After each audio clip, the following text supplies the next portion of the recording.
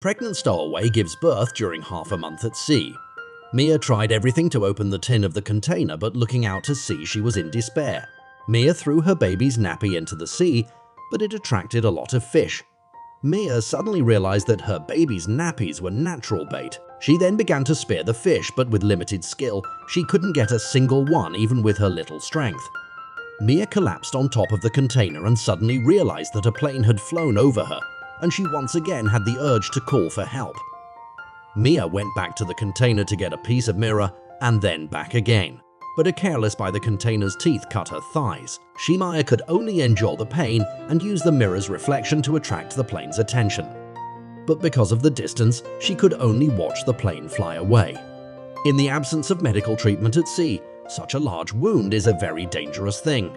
In order to stop the bleeding as soon as possible, Mia could only endure the pain and take a sip of white wine before pouring the remaining white wine on the wound. Cleaning the pain made her faint, but Mia could only grit her teeth and sew up the wound with a homemade crocheted hook. Then she made a fishing net out of wires and threw the baby's nappies into it. Finally, Mia managed to catch a stupid fish. She ate it raw and it was more delicious than ever. Afterwards, Mia regained her strength and wrote some notes of distress and put them in a plastic lunchbox and threw them into the sea at once. The water level in the container dropped considerably at Mia's insistence. In her spare time, she held her baby in her arms and held up photographs of the members of her family. At night, Mia made her own alcohol lamp to keep her child warm. She was ready to rest until the baby was completely asleep.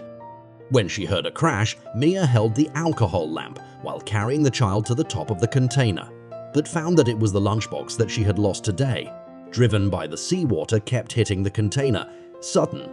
Finally, her mobile phone, which has never been unlocked, receives a call from her husband Nico.